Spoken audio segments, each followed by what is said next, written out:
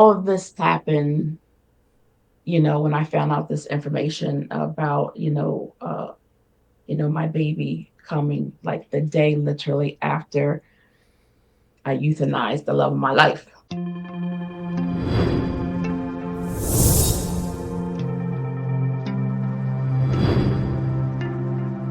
Well, Stephanie, welcome to Testimonies of Triumph. You and Thank you. I don't know each other at all. So I would love to know a little bit more. And in the loving a little bit more, if you could help me out and kind of give me a glimpse into what's life like as a small kid growing up, kind of, where'd you grow up? What was family like? Was there church? Was there not church? And at some point, I don't know whether or not the wheels sort of fell off, but if they did, I'm interested in what happened when the wheels fell off. Okay, so thanks again for having me, Bradley. I'm so Sure. excited to be here. So I grew up in a pretty small area called Delaware County of Pennsylvania. Okay. When you have to get tough, I claim Southwest Philadelphia as my home because the area that's called Folsom doesn't sound so tough unless you're referring to the Folsom prison in California. Yeah, which So, which is about 20 minutes from my house. So oh, wow, I'm with you. cool. I don't know Okay, about cool. that. So I grew up in Delaware County of Pennsylvania, and I grew up with my sister and my parents, and went to college at state school, Millersville University in Pennsylvania, Okay. and I'm pretty much a Pennsylvania girl. Okay. Never really strayed too far away from Pennsylvania. And I got a bachelor's degree in social work, and then I earned a master's degree at Newman College, which is now Newman University, in pastoral care and counseling. And Okay. that sounds more pastoral than it is. I Yeah. know I am not a trained pastor. I'm a counselor in a different kind of way. I'm a psychotherapist. I work Okay. in basically the behavioral health world, Okay. and I've done so on and off probably for the last 30 years or so. Okay. So that's where my heart of heart is. So things kind of got tough in life when my father passed away when I was 14. He died of Oh, lung cancer. sorry. And it just seemed like there was one thing after another. My father died in March of 1989, and then a couple months later, I was burying my best friend, What? died as a result of a car accident. So I'm no stranger to grief. I'm no Oh, stranger to death and trauma. And so it makes sense how I got into the field that I got into, right? yeah. And then right before I graduated from high school, a big doozy came about. Had a lot of health concerns along the way. Everybody said, "Oh, it's just stress because of you experiencing the death of your father." Yeah. My menstrual cycle was absent for quite some time. It first came about at age 12 and then kind of disappeared by Re- 13. And everybody said, "Oh, it's just stress. It's just wow. stress."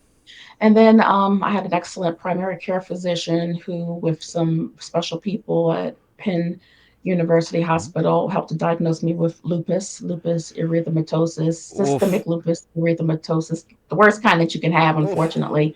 And so it was just one thing after another. And so, in all of that, the prognosis sounded scary back then because the pamphlets, all they said was, people with lupus can generally live a life 10 years or more after diagnosis. So I spent most of my 20s thinking I was going to die. Um, and Interesting.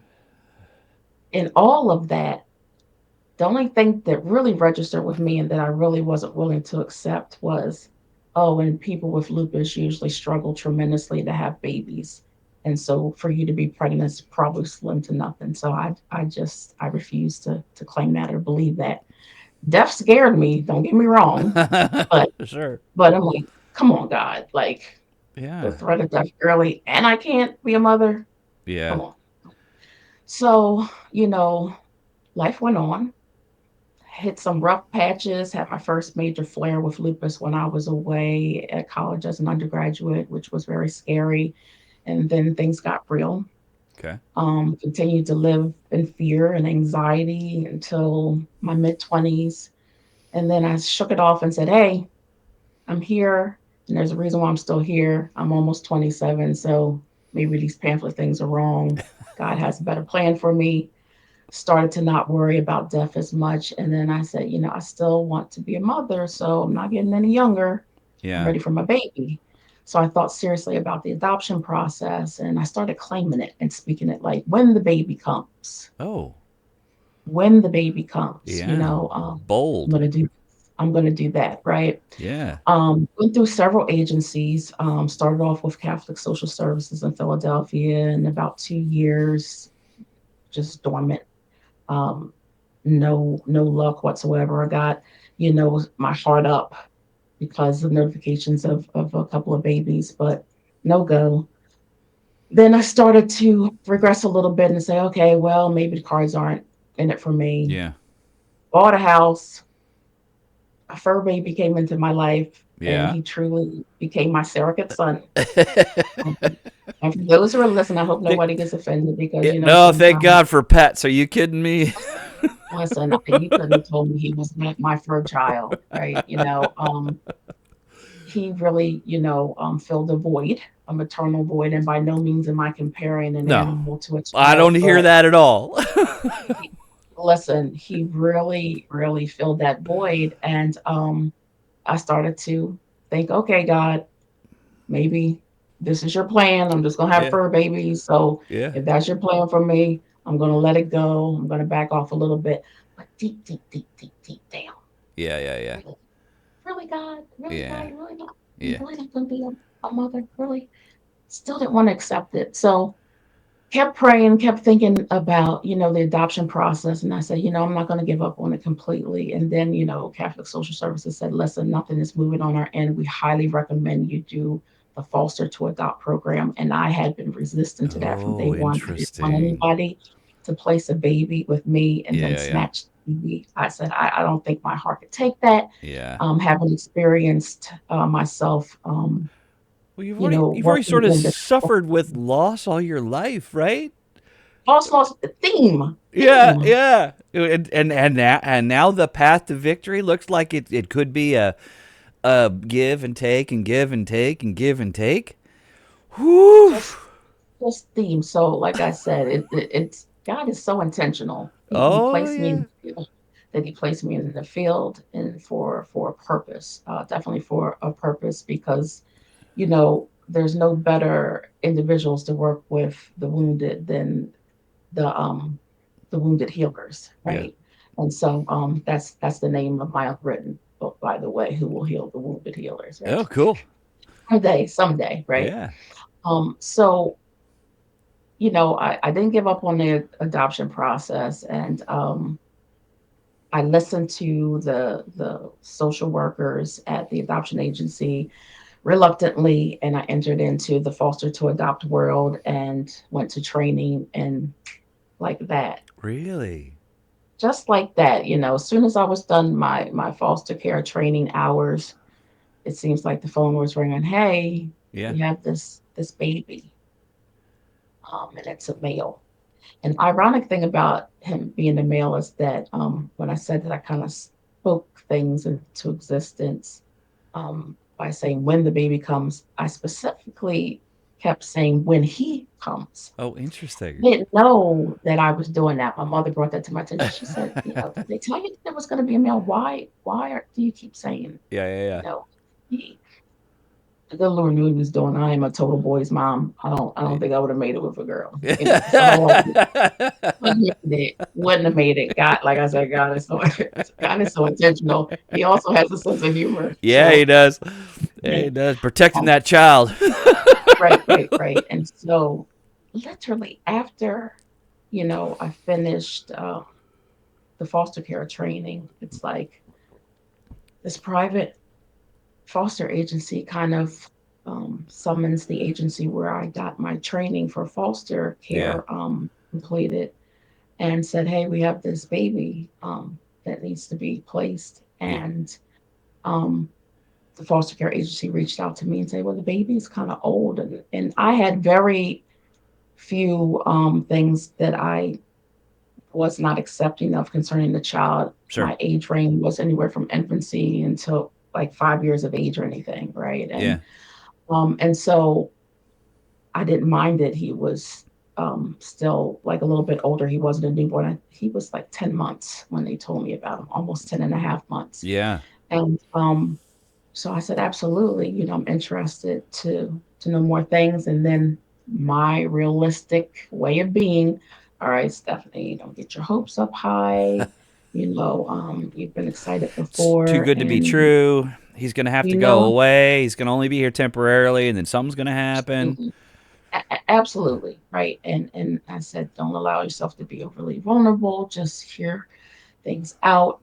And found out, hey, no, this isn't just a placement. This is the kind of placement. And I kind of said to the person that I was communicating with directly through the private agency, what's my competition? I'm a real straight shooter. I want to know.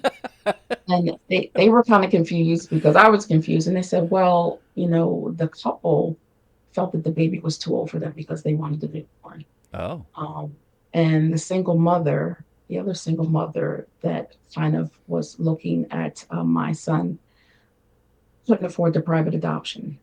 okay. And so they're like, tag, you're it, basically. There is no competition. I see you Right. rolling up your sleeves and getting ready, I'm but ready. but Like, I'm ready. yeah, I'm not going to come this far not to yeah, have the end result be bring home the baby. Right. yeah. And so they said, well, yeah, I don't think you understand. No, no, this is all about you. If you say no, then we go to someone else and we go to another agency. If you say yes, then we start the paperwork, basically. Wow. And so I need to kind of step back a little bit. So all of this happened, when I found out this information about, my baby coming like the day literally after I euthanized the love of my life, Yeah, which was my fur baby. I thought yeah. my heart was going to Oh, break. I had to yeah, get my home ready for, the adoption study and everything like that. And unfortunately, my dog started to develop behavioral issues while I was going through this. And I had a lot of kids in my neighborhood, and I was afraid that he was going to jump my fence and sure. harm somebody. And Yeah. so I got a doggy psychologist. Yes, I said a doggy psychologist. And yes, he was on medication. He had his own prescription for Prozac. Yes. Did all that I felt I could. And the doggy psychologist was like, we cannot give you a green thumb to allow a child, Yeah, especially to come into your home. That's not going to happen. And so it broke my heart. I called out to different animal shelters, rescue shelters, to see if they yeah. would take the dog. And unfortunately, he, on a couple of occasions, drew blood, which Oof. is never a good thing. No. So they basically all said to me, we don't know why you're calling us. The only thing that's going to happen is we're going to house him for a couple of days and we're going to put him down. Yeah, So I didn't want him to be by himself. So I had to sure. do what I needed to do because I want my baby. Yeah, So basically, sacrifice my first son for yeah, yeah, yeah. Ashley's son. This isn't funny, but I think it's amusing. My son kind of gets upset with me when I say things like this, and I don't take it seriously. But I say to him every time he upsets me, I'm like, listen, I miss my dog. That's like a kid. You're doing too much. You're doing It's too a little, much, and a that's little someone tongue in going to cheek is okay. Right? Let's keep it real. It's all right. but I don't still take it seriously. And so, the next day, took my ride. My heart's broken. I'm crying my eyes out. Just euthanize my dog, and I'm listening to Martha Manuzzi's song medley. If you can't see what tomorrow holds, and yesterday is through, I know the plans I have for you. Yeah. They'll give you hope for tomorrow and peace for your sorrows. And I was like, wow, my favorite scripture is Jeremiah 29:11. And so I said, wow, this is hopeful. Thanks for the message, Lord. And then it got better because I answered a voicemail message and it basically said, come get your baby. That's amazing. I, That's beautiful. That's a beautiful story. And I haven't said that in a long time, shared the complete story, and that feels good to say it. it's interesting to me, the this sort of theme that you've had this. You describe it in a way that's kind of fun for me. Most most oftentimes I will hear a story, and at the end someone will say something like, "This is where God showed up." And you have this very consistent line of God in your life preparing you. and sort of setting things up in a way that, while I don't know how much you questioned along the way, I mean, I would love to know a little bit of that. A You could, lot. okay, like a lot, I, like early on, in the middle, at the end, like the whole time. Kind of, what does that well, look like? well, early on, like, like I said, in college, when I had my first lupus flare, that's when lupus got real to me. It's like, wow, okay, now finally I'm seeing what this disease is all about.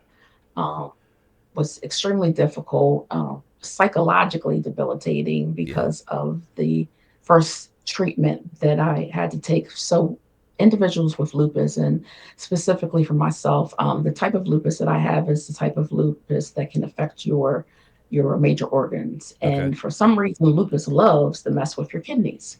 Uh, And so I had a condition where I was giving out excessive protein in my kidneys and had to be placed on blood pressure medication and a very, very, very, very high dosage of hydroxychloroquine, which is also known as Plaquenil.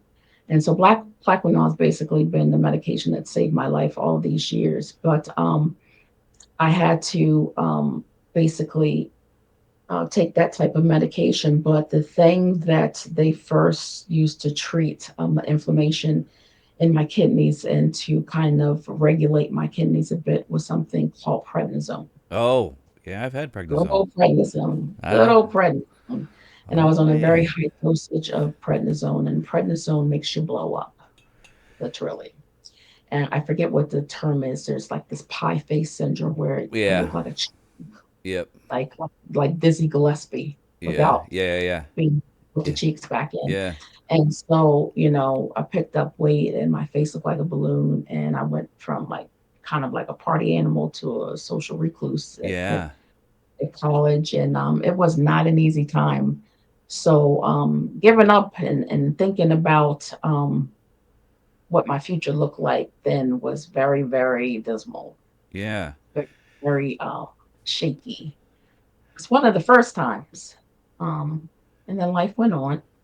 Um, And then by my mid-20s, like I said, didn't look like anything was happening. yeah, A therapy situation, I grew a little bit tired, bought a house, and like I said, the consolation prize was my fur baby. yeah, So still feeling a little bit down about it, sure, feeling defeated about it, but not completely giving up. Me yeah, and God yeah, had a yeah, lot of conversations. We had a yeah, lot of conversations, a lot of one-on-ones.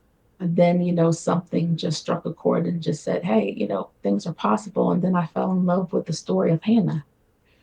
Um, I remember a sermon that a preacher preached a long time ago, and she referenced the phrase, I began to pray like Hannah. I learned how to pray like Hannah without cease. And I began to pray like Hannah. yeah, And I look back and I would say that's probably the most devout I've ever been in studying the word when I yep, was in my Bible back then. And I would pray and I would just pray with confirmation that this is what I'm praying for, Lord. You know the baby that is meant for me. You know all about it. And in your time, Lord, in your divine timing. yep. I would say the divine timing, but I was like, come on, God. Like the Your I'm ready for timing my and my timing. Yours is divine. right. Mine's more urgent though.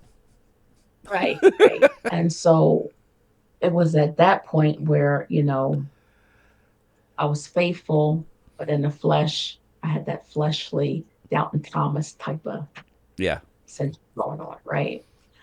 So there have been a lot of times that I've become disheartened, but the bottom line was, I know the plans that I have for you, yeah, plans to prosper, right? yep, So I kept holding on to the faith and I learned how to pray like Hannah prayed. And I subscribed to like Hannah's story so much because Hannah, um, she had the impossible happen, being barren and yeah, having God fill the womb, yeah, right? yeah. Uh huh.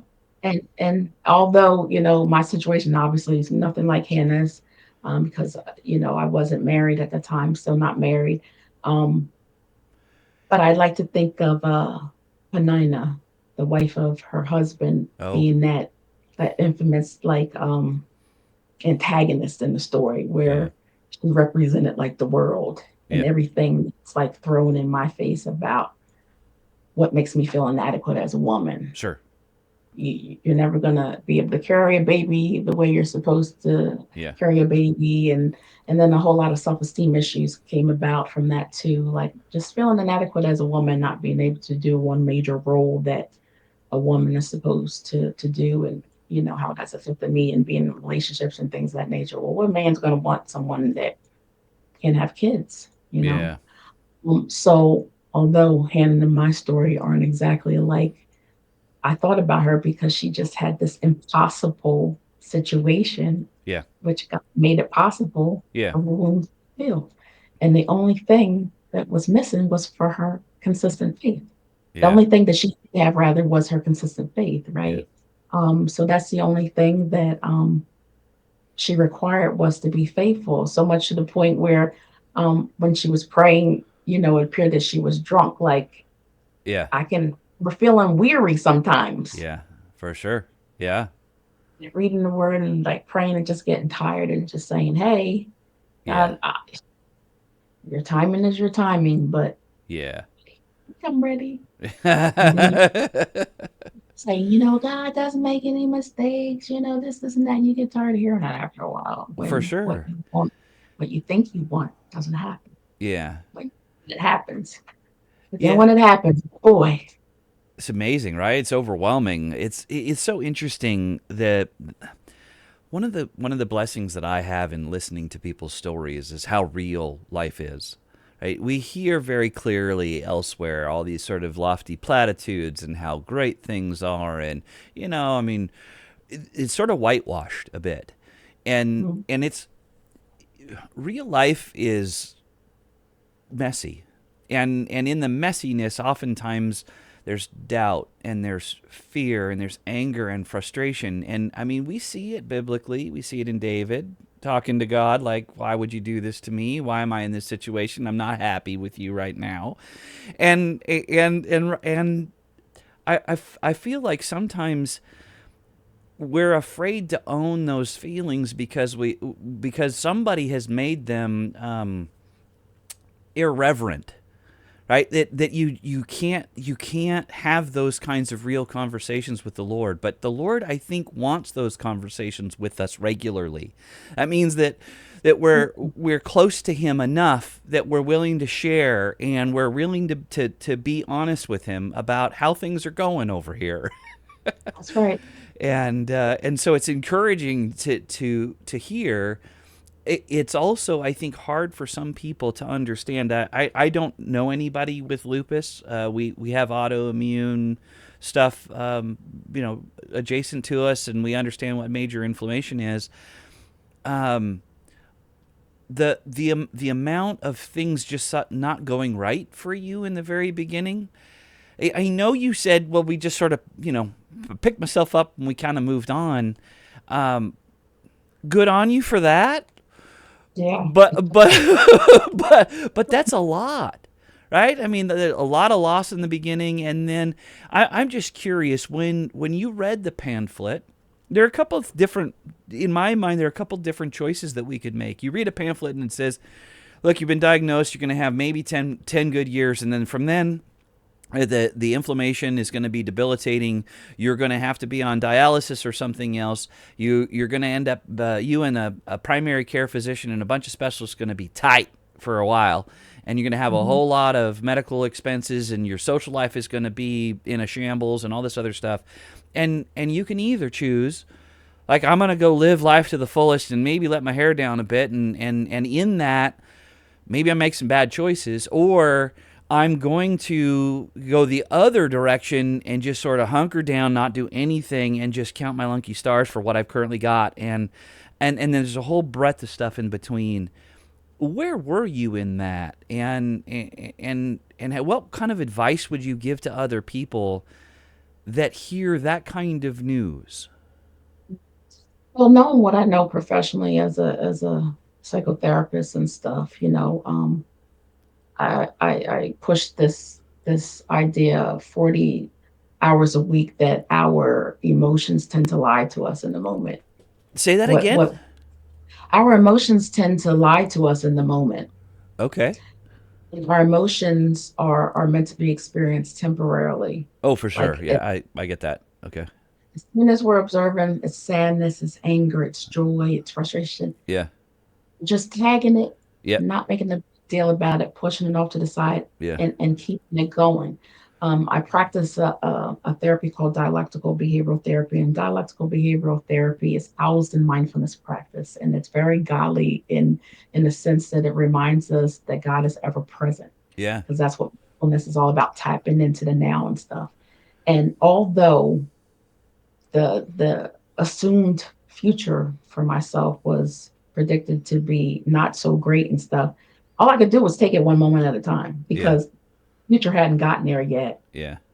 Past was already done. So I had a choice. Either you stand still and lay there and literally die, which never would have been me, because Yeah. that's just not my spirit, or you keep it moving, right? So I would share the same thing with anybody else that's going through something that seems just like impossible. With God, all things are possible. That is just not a cliche Yeah. statement. Yeah. Now I tried them for myself, and I know I'm a living testimony. Yeah. Okay, um, my story is not unique because a lot of other women have had their womb filled in alternative ways. But to think about the impossible, just like Hannah's situation, Hannah was getting up there in age. Yeah. Hannah was married to somebody whose other wife was giving him everything that the husband wanted, and if if I had to put life application of today, what that must have been like, that must have been a hard way to be. Like that's why Absolutely. well, if we had nothing similar, but I can just see just that constant thing in your face always, Yeah. and that's the world, right? Yep. Um, Yeah. my the age frame of my friends, everybody was getting married Yep. or had their first kid or something like that. And here Yep. I am, Yeah. Still sitting around waiting. still husbandless, and like, Yeah. well, my career, the only thing I had was my work. I Yeah. was literally married to my work, still pretty much the same way. But it's like, even though all those things seem impossible, you focus on what's good and what you can do, and then you keep it moving, and you keep praying for the things that you want without cease. Praying with the spirit of Hannah, praying almost like you're drunk, Yeah. drunk in the spirit on a regular basis, to the Yeah. point where nothing distracts you, and that people think something's wrong with you Yeah. because it's almost like you're obsessed about it, Yeah. Yeah. Well, right? you kind of are, Right. and that's okay. It's all right. They used to call it being the Jesus freak back in the day. I don't know Yeah. what kind of term you have for Yeah. it now. Call it being a faithful person. Yeah. Let me ask you on the adoption side of things. How from the point at which you said, "All right, I'm looking at adoption. I'm being serious about it." From that point to the time your son arrived, how long was it? Okay, so the very start of the process, when I started off with the actual adoption agencies, I would say I started that in my late 20s. So I was probably 26 or 27. Okay. And by the time oh my gosh, you're asking me to do math, Bradley. Oh my goodness. Take a guess. Oh my gosh. So I think it was probably at like 30, going on Okay. 31. Okay. I hired my son. So the end result was probably about 30, 31, or something like that. And we're going to talk about patience. That's Listen, kind of why I was asking. I don't know what I've never been through the process of adopting. I have friends that have, but I haven't been so close to them to know this is when the paperwork went in. This is what we were waiting for. Every time the phone rang or every time we got a letter, anxiously awaiting what's on the other end. And it seems to be that it can be emotionally draining after a while. it absolutely is. It's emotionally draining. That's why I'm super sensitive to others when I hear people criticize, others about wanting to adopt and things, especially us Christian folks. I Yeah. would say that's one of the saddest things about us Christian folks, and we have some very strong opinions about adoption. And that's another thing that kind of filtered into my self-esteem and feelings of inadequacy as a woman, not being able to fulfill Yeah. that thing. Well, you should just consider it God's will. It's just not meant for you to be. You should just give up on that and just accept the life that God gave you and things of that nature. And I think to myself, if I have a thought about something and then due time, God's gonna shut it down if it's not meant for me to be. That's right. Yeah, So I I'll say it because maybe you won't. Come on, church. Really? Do we have to do this to each other? Can we just be supportive with one another right. and know that God can do anything He wants to do? So, Oh gosh, the goodness things gracious. that people say, the still to this day, my son is 19 and people still say, "Oh, you're adopted baby." I'm like, "Excuse me, that's my child." That's right. They don't know how they sound, Yeah. or this one is my favorite one that almost made me like lose it multiple times, lose my complete Christianity. Um, You gonna use some bowling words? you oh, you did the easy thing. You took the easy way out by What? going the like What? things are on sale at Walmart for $20 a piece. You know, Oh. you did the easy thing by just going to adopt. That's good for you. Instead of the labor, okay, well, you try labor for 5 or 6 years for that process that I went through the adoption, and you see how long you last. Yeah. Well, and what most I don't know what your experience was like in the foster care program.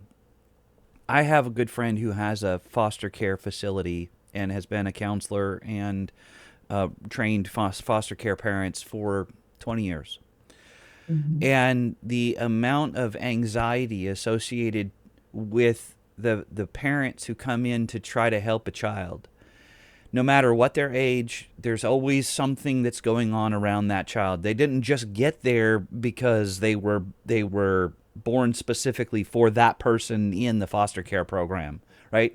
These humans that are coming into the foster care program are loving on these children, sacrificing for these children, understanding that one day that child could just be taken away from them and all of what they've poured into them is now gone, and to try to rekindle a relationship and try to understand how to stay in that child's life, oftentimes it's not a healthy thing.